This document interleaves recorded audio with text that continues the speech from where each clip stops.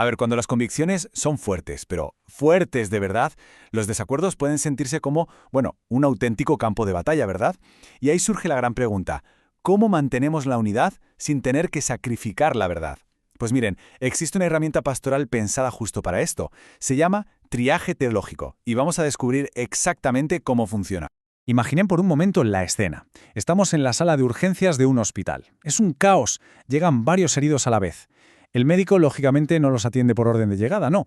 ¿Qué hace? Clasifica, prioriza según la gravedad. Un simple rasguño puede esperar, pero, ojo, una hemorragia arterial, eso no puede esperar ni un segundo. Es que aquí priorizar es, literalmente, una cuestión de vida o muerte. Bueno, pues, ¿y si aplicamos esta misma lógica al ámbito espiritual? Piénsenlo, no todas las diferencias doctrinales tienen el mismo peso, ni de lejos.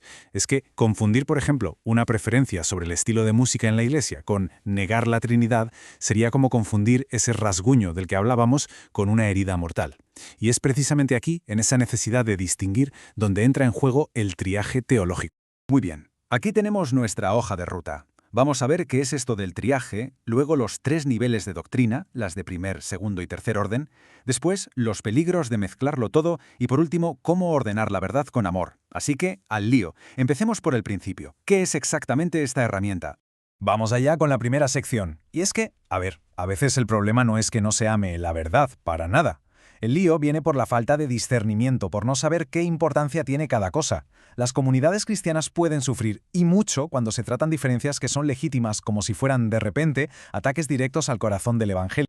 Y aquí la tenemos, la definición clave. Ojo, que el triaje teológico no va de rebajar la verdad, ni de ser doctrinalmente tibios, es justo lo contrario. Es una señal de madurez espiritual, ¿saben? Una que nos permite defender lo que es esencial con uñas y dientes y a la vez tratar los temas secundarios con mucha gracia.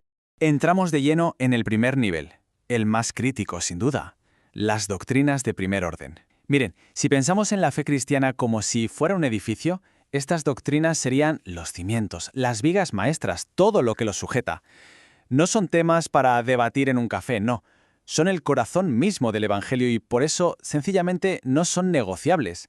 Así que el punto clave es este, que quede claro. Cuando hablamos de doctrinas de primer orden, estamos hablando de la identidad misma del cristianismo, del ADN, por así decirlo. Por tanto, defenderlas no es ser poco amoroso, es simple y llanamente un acto de fidelidad a Cristo y al mensaje que se nos ha encargado transmitir. Y para que quede más claro, aquí van algunos ejemplos concretos. Hablamos de la Trinidad, la idea de un solo Dios en 3 personas, de que Cristo es plenamente Dios y plenamente hombre, de la justificación solo por la fe, o sea, que la salvación es un regalo, de su resurrección corporal, literal, o de la autoridad de las Escrituras. Como ven, no son cosas secundarias, son la base de toda la esperanza cristiana. Vale, pasemos ahora al segundo nivel. Y aquí, aquí el terreno se vuelve un poco más complejo. Estamos hablando de doctrinas que son muy importantes, de verdad, tanto que por ellas existen distintas denominaciones. Pero, y esto es lo más importante de este punto, discrepar sobre ellas no significa que una de las partes esté fuera de la fe. Estas doctrinas, claro, tienen un impacto enorme en cómo se vive la fe en el día a día, en comunidad. De hecho, son la razón principal por la que hoy tenemos bautistas, presbiterianos, pentecostales. Piensen en ello como si fueran familias diferentes, pero todas viviendo bajo el mismo techo, en la gran casa de la fe. Y fijémonos en los ejemplos. Cuestiones como, el bautismo, ¿debe ser por inmersión o vale con la aspersión? ¿Es solo para creyentes adultos o también para niños? ¿O el gobierno de la Iglesia? ¿Cómo se organiza? ¿Y qué pasa con los dones espirituales como el de lenguas? ¿Siguen vigentes o no? Son debates muy serios, no nos equivoquemos, pero se puede discrepar y aún así reconocerse mutuamente como hermanos en Cristo. Y esta cita lo clava, resume perfectamente el espíritu pastoral de este nivel. Nos recuerda que la corrección debe hacerse con mansedumbre, no con etiquetas destructivas. Un error, aunque nos parezca muy serio, no es lo mismo que negar el Evangelio. Hay una diferencia abismal entre equivocarse en algo y abandonar la fe por completo. Y con esto llegamos por fin a la tercera categoría, el tercer orden. Aquí ya hablamos de temas en los que puede haber opiniones diferentes, pero diferentes de verdad, incluso dentro de la misma iglesia local. Y no pasa nada, no debería ser un problema para la comunión. Este es el terreno de la libertad, de la conciencia cristiana. Son esas cuestiones donde la Biblia, no da un mandato súper explícito y por tanto deja un margen sano, un espacio, para que haya diversidad de opiniones y de prácticas. Ejemplos, pues las distintas posturas sobre la escatología, o sea, los detalles súper específicos sobre cómo será el fin de los tiempos, o algo mucho más del día a día, si en la iglesia se prefiere un órgano tradicional o una banda moderna. Tratar estas cosas como si fueran una prueba de fe es un error garrafal que solo crea divisiones donde no debería haberlas. Pero claro, ¿qué pasa cuando todo este discernimiento se ignora? Pues que se cae en uno de dos extremos, y ambos son muy peligrosos. Es súper importante entenderlos para darnos cuenta del valor que tiene un enfoque equilibrado. Y este cuadro lo explica de maravilla.